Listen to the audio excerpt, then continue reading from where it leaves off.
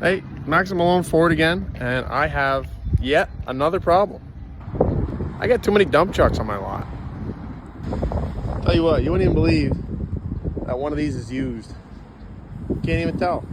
I got a 24 F-600, 900 miles, diesel, 6.7 power stroke, turbo diesel, 11-foot box, and I got a 25 F-550.